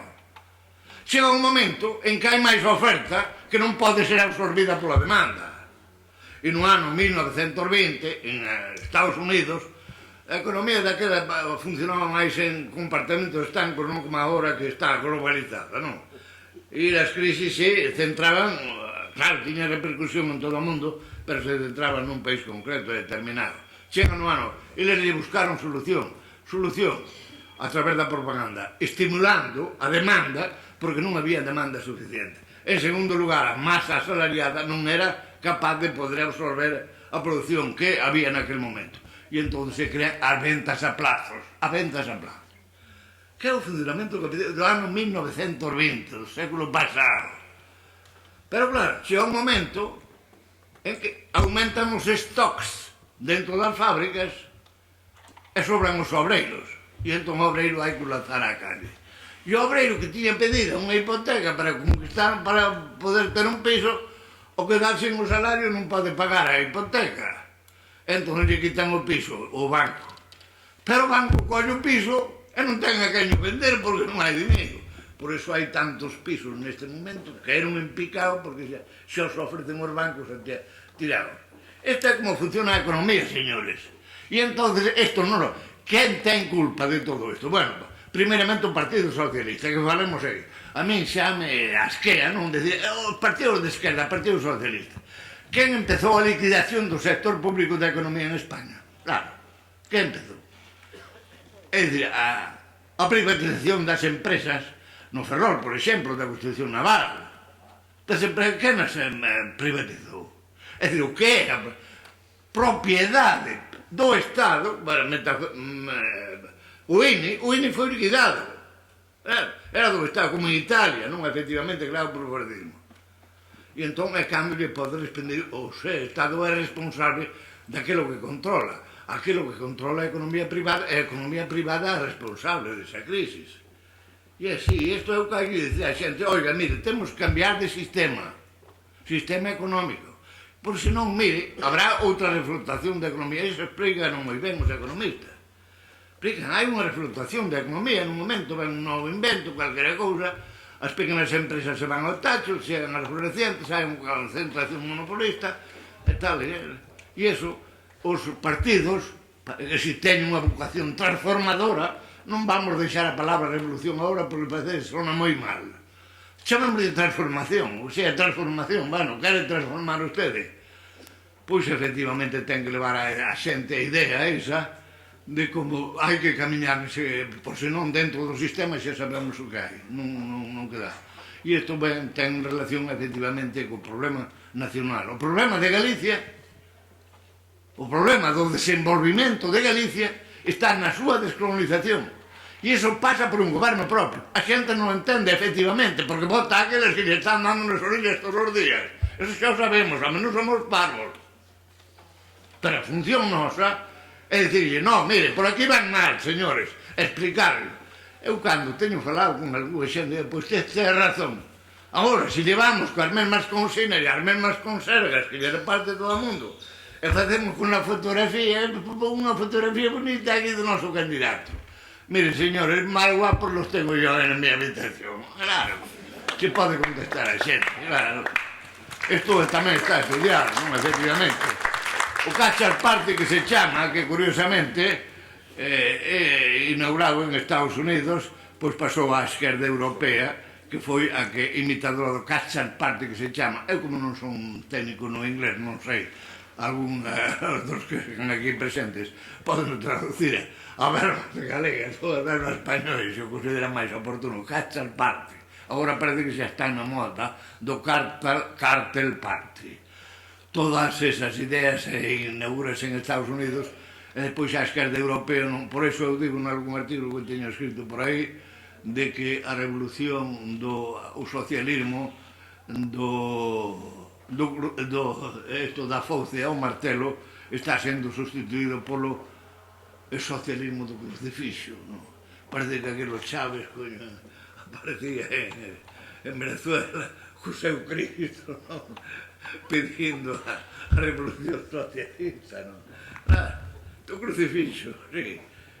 Sí, claro. Foi o que dixen, comentábamos hoxe no xantar. Arzaluz, que era o presidente do PNV, todo é coñecido por todo o mundo, estando ali nun acto da Fundación Sabino Arana, nunha cea que había pola noite, ele estaba en frente miña, dixo, claro, porque se demostra grande a prevalencia do sistema de economía de mercado sobre o mundo socialista, porque era cando naquel momento acababan de caer ou estaba caendo o Imperio Soviético. E claro, dixenlle, ele é xesuita, era xesuita fora, non sei se continúa sendo ou non. Dixenlle, bueno, non te preocupes que a revolución esa van a fazer os teus compañeros que le corría, que acababan de matar en América, non? Que era xesuita, non? Porque as súas tradicións están aí na periferia, é dicir, todos os sistemas económicos romperonse sempre na periferia. O feudalismo, dice, o feudalismo non era nada máis que un sistema periférico do sistema ese, como se chamaba, hombre, de tributario. Non era, claro, o tributario, o sistema que era o modo de producción asiático que chamaban aquí. Era unha, efectivamente era así, non? Era o sistema dos faraós en Egipto e tal, e entón rompeu por aí sempre na súa periferia o sistema económico. E este algún día romperá, non, efectivamente, porque non ten solución. Non houve ningún imperio que durase toda a vida. Mira, Roma, 4 monos aí nas colinas que salían de ali, tanto por Oriente, chegaron a Constantinopla, como por Occidente, por a cantidad de xente que tiñan por aí, e caeu, non? Caeu, efectivamente, o Imperio Romano. Despois xa viñeron o inglés, na Primeira Guerra Mundial, e cede ou na Segunda, sí, efectivamente, xa hexemonía os Estados Unidos de América. E así.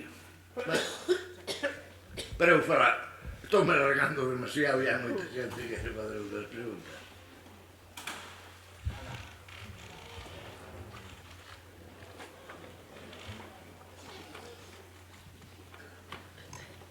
Hola, boa tarde. Eu quería preguntarlle entre as entradas e saídas das comisarías si tivo oportunidade si viu revolución na zona de Ferrol en canto a revolución obreira, Sí. en canto aos traballadores. Sí, arriba. No, eu estaba en Madrid, daquela estaba en Madrid, claro. Eu estaba en Madrid, non pude... Eu viña, estaba... Os 73 foi cando eu viñen para Galicia, non? E claro, coñecía a través dos medios de comunicación, da prensa, non? Claro. Aparte de que eu non viví nunca en Ferrol, eu viñen desde Madrid para Vigo, claro. Eu era unha nena, eu era unha nena nesa época, e si recordo, no sector naval, si había movimento obreiro, si estaba loitando. Sí, sí. Eu creo que aí si había un xerme de revolución. O que pasa que me imagino que a ser no Ferrol zona militarizada, zona Sí. de tradición moi arraigada, pois era imposible case que fora máis alado que... Sí. Non sei, a Ferrol e opinión. Vigo, Ferrol e Vigo. Ferrol e Vigo, sí. Sí. Que eran os núcleos máis industrializados de todo Galicia. Claro, hai unha cousa, non, que hai, non, bueno, isto...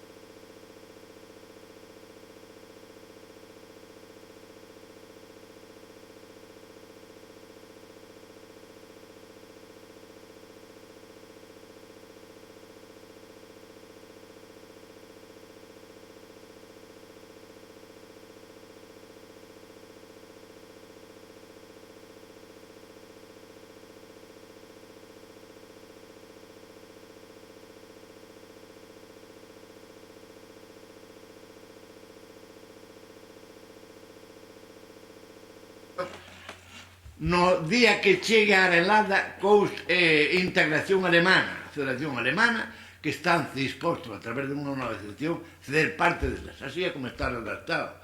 É o que decimos nós, o que decíamos nós, nas bases constitucionais. Mire, as nosas competencias son estas. Estamos dispostos a ceder outras, pero en todo caso negociamos. Pero o titular somos nós, e esa é a diferencia fundamental. Non o Estado. Por o Estado nos vai dar as que apeteza a eles e nos pode retirar tamén cando les apeteza.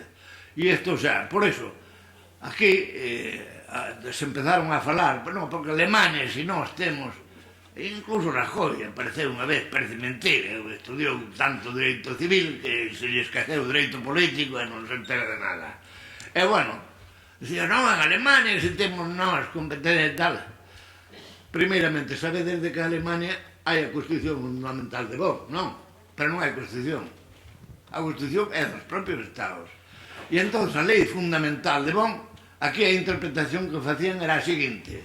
Decíanse todos, non, é que como estaban divididas as dúas Alemanias, a Alemania Federal e a República Democrática Alemana, estaban esperando, agardando a nova Constitución cando se integrasen, e xa hai máis de 10 anos, non, verdad? Que se integraron e siguen coa Carta Fundamental de Bonn. E non lle dan explicacións, estes xuristas españois non lle dan interpretación ninguna. Únicamente dicen, sí, sin embargo, integráronse e continúan, lo mismo con la Carta Fundamental de Bonn. Señores, porque a Constitución está reservada por estados de carácter federal. E son los que teñen a Constitución, e a outra é a Carta Fundamental. Que hai unha serie de competencias que están aí, efectivamente. Claro, copian a Constitución española.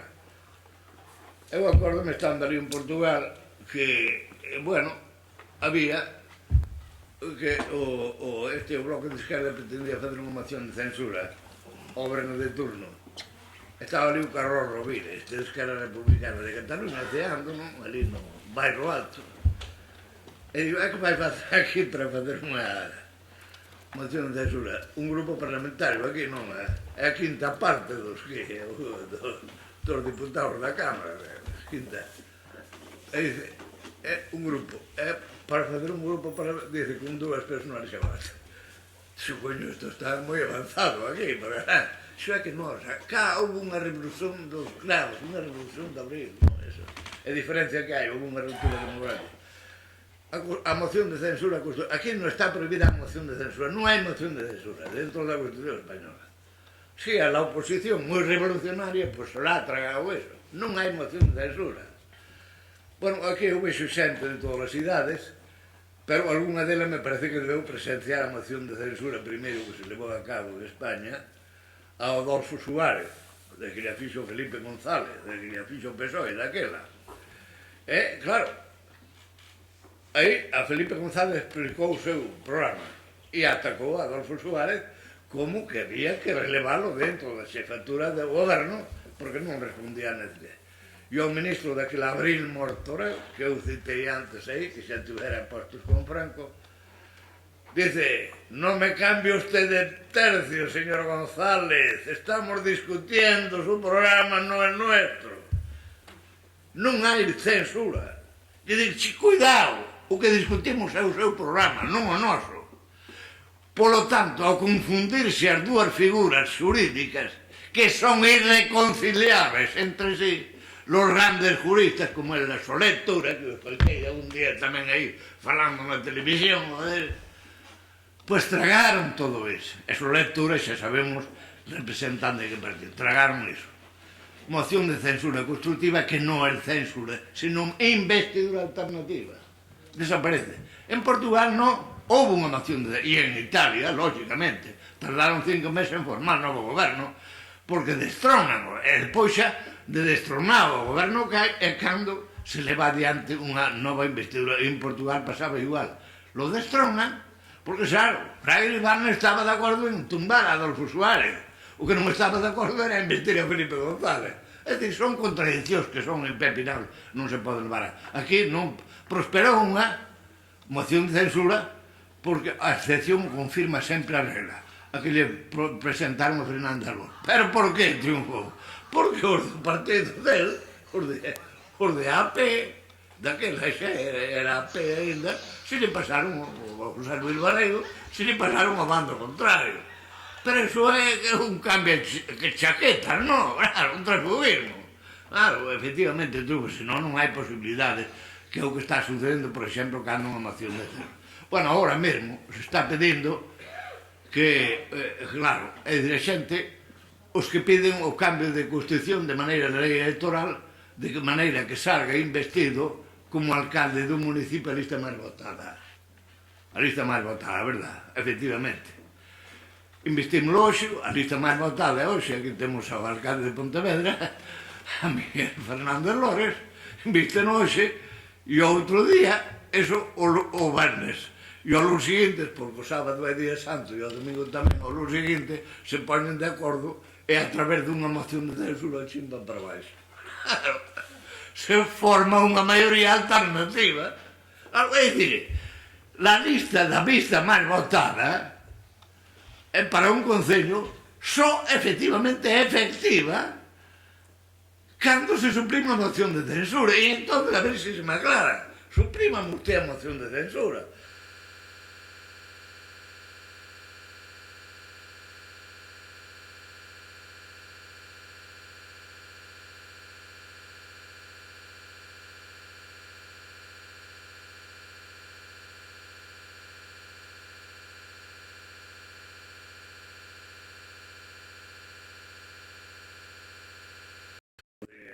O mito da economía de mercado, e este do ano, xa digo, Baviera, o Estado era considerado o Estado máis, por iso Fraga decía que Galicia era Baviera el marchou ali a Alemania, Baviera, e resulta, non vos acordades daquelo, de cando lle propuxo vestir de gaiteiros, moita devoción de tiñor os gaiteiros ao Fraga, non? Nas súas investiduras levaba sempre en procesión vestidos de gaiteiros aos conselleiros da Xunta de Galicia, de gaiteiro, como va o gaiteiro do traxe típico regional e tal. E sabedes onde viña iso, claro, tuveron que os seus conselleiros tuveron que dicir, non, vai por aí o tiro. El levaba, el levaba a súa amistad con Strauss, que era o presidente, o primeiro ministro de Baviera, tamén da dereita de Baviera, tanto é así que o grande edificio onde estaban todos os ministerios ali en Múnich lle chamaban o Strauss-León. Hai un Maximilian que é onde está o Parlamento, que está ao final da calle, Maximilian Strauss. Entonces puxéronlle, chamabanlle en plan de coña o Strauss-León. E chegou ali, era un sábado, me perdería, como está acostumbrado a que todo o mundo chega ali sin cita ni nada, perdeu por aí que quería ver o Strauss. E claro, dixeronlle na recepción, oi, sentes usted aquí a esperar. Pero de momento baixa o Strauss. Baixaba con ese traxe típico de, non me acordo agora como se chama, e eso que eu puxo, con eses pantalóns cortiños que dan polo medio, coa pata da cabra, coa pata no chapeo e tal, todo tinglado baixa para baixo. E vino vestido desa maneira carnavalesca, e dixo, home, que hai, Strauss, a 12. E pensou de que iba a fazer unha inauguración. Digo, home, sento don Manuel, señor Fraga, non poder atendelo porque teño un compromiso agora e tal. E iba de caza. Claro, e el pensou que iba a inaugurar, e chegou aquí e dixo que había que poñer os conselleiros. E claro, dixeron, non é así. Pois ainda tardou en reaccionar, claro. O Strauss-León.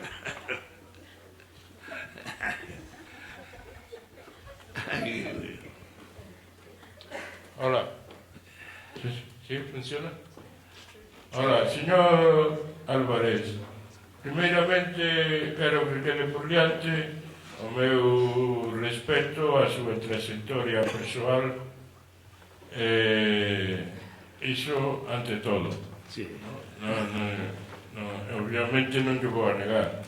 Pero, dito isto, quero deixar claro de que o xornamento da UPC, non UPG, porque GA non é unha letra, é UPC, Sí, é unha lei.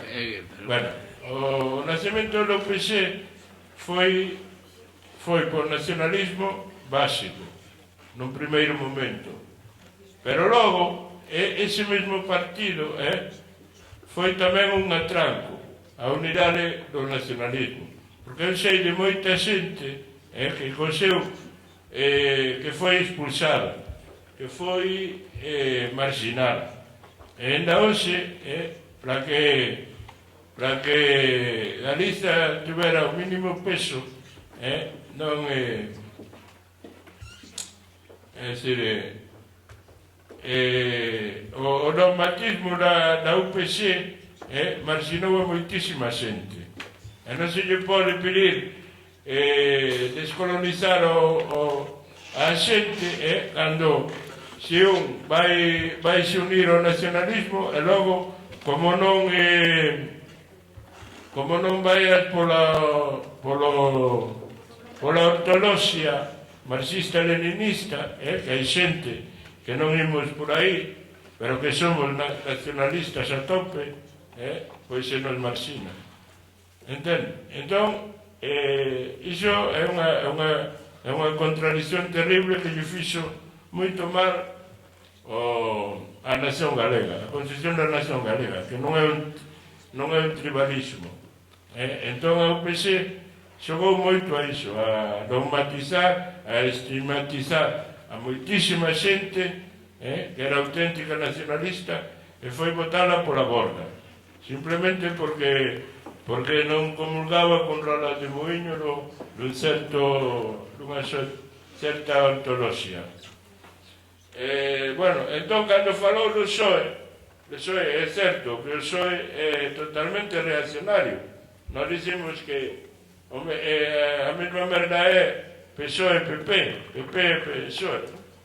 Bueno, pero entón, a UPC, o bloque, que é dominado por UPC, vai pactar con o PSOE para evitar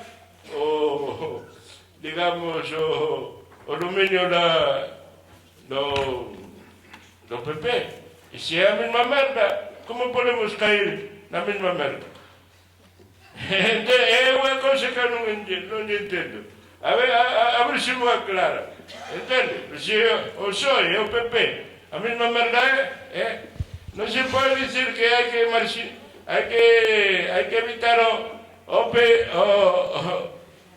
PP e pactamos con o PSOE.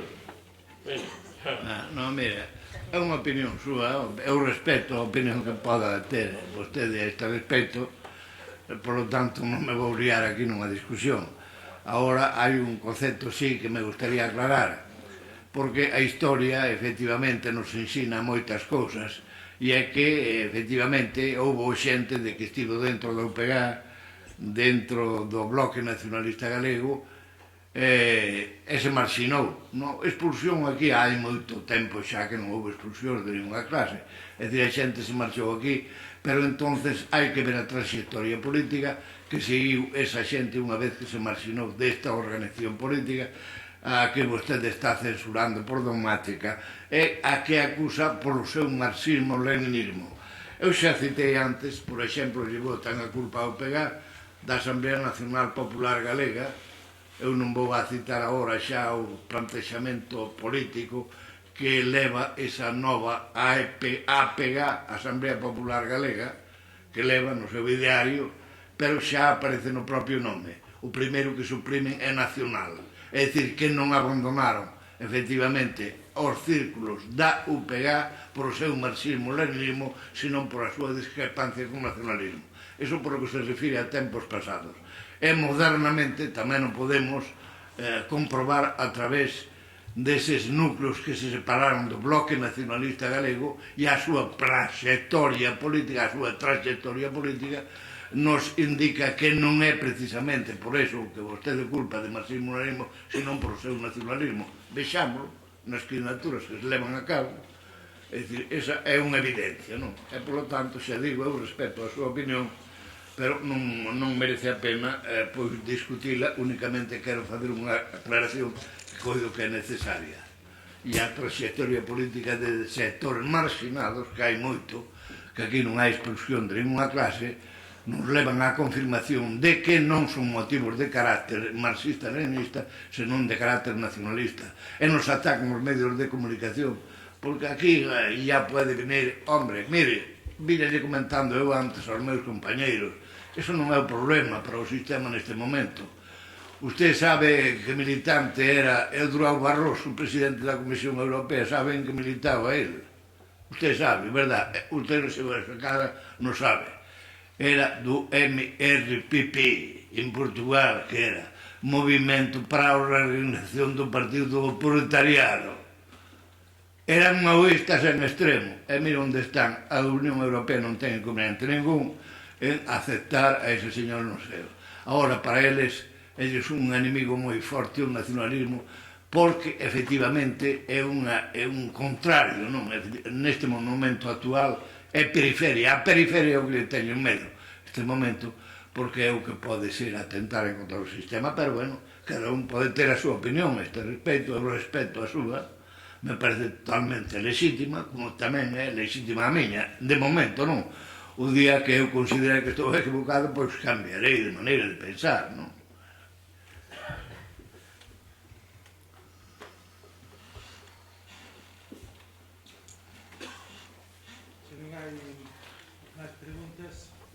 Se non hai máis preguntas, damos por rematada esta sesión da tarde. Como sabedes, a Semana de Filosofía clausurarase con a sesión solene ás 8, na que haberá unha conferencia de clausura de Farruco VI, que hasta decembro foi ministro no goberno de Venezuela e que pode dar conta dunha experiencia actual que se está vivindo nun país incluso nunha revolución, non? Que era o tema un pouco da semana deste ano, non? Moitas grazas pola vosa asistencia.